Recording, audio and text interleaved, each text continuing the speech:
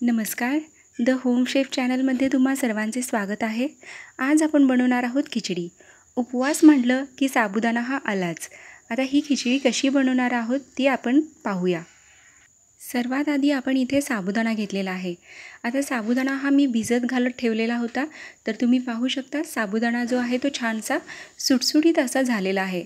याच्यामध्ये मेन जे आहे ते पाण्याचं प्रमाण आपण किती घेतो त्यावर आपला साबुदाणा जो आहे तो छानसा भिजला जातो. आता जास्त पाण्याचं प्रमाण घ्याल तर साबुदाणा जो आहे तो चिकट होण्याचे चान्सेस जास्त असतात.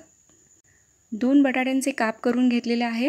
शेंगदाण्याचं कूट 1 वाटी घेतलेले आहे, जे ओबडधोबडच आपण वाटून घेतलेलं आहे. 1 चमचा जिरं घेतलेलं आहे आणि 5 ते 6 कट करून मिरच्या घेतलेल्या आहेत. इथे कढई गॅसवर मी तापत ठेवलेली आहे आणि 2.5 चमचे इतकं तेल घेतलेलं आहे. त्याच्यामध्ये 1 चमचा जिरं टाकलेलं आहे आणि मिरच्या टाकून घेतलेल्या आहेत. आता मिरच्या थोड्याशा तळल्या गेल्या की त्याच्यामध्ये आपण बटाट्याचे काप टाकून घेणार आहोत. बटाटे तेलामध्ये छानसे मऊ होईपर्यंत आपण तेलामध्ये परतवून घेणार आहोत. इथे तुम्ही पाहू शकता बटाटे छानसे तेलामध्ये तळून मऊ झालेले आहेत. आता साबुदाणा जो भिजत घातलेला होता तो आपण याच्यामध्ये टाकून घ्यायचा आहे. इथे साबुदाणा जो आपण घेतलेला आहे तो 1/2 किलोच्या प्रमाणात आहे. त्यानुसारच मी बाकीचं साहित्यही घेतलेलं आहे.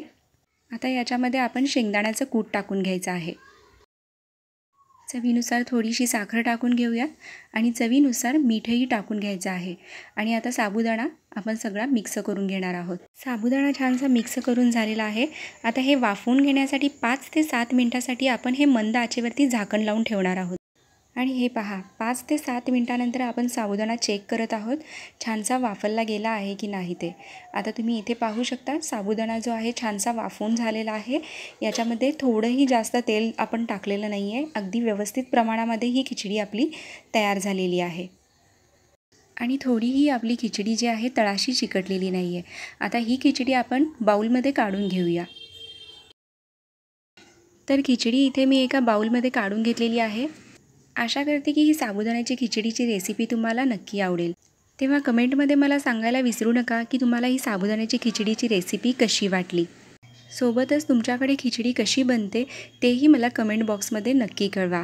चॅनलवरती नवीन असाल तर चॅनल प्लीज सबस्क्राईब करा, बेल आयकॉन प्रेस करा, जेणेकरून जेव्हाही मी नवीन रेसिपीज पोस्ट करेन त्याचं नोटिफिकेशन तुम्हाला नक्की मिळेल. आणि व्हिडिओला लाईक, शेअर आणि कमेंट करायला विसरू नका. तेव्हा भेटूयात पुन्हा अशाच नवीन रेसिपींसोबत. Thanks for watching.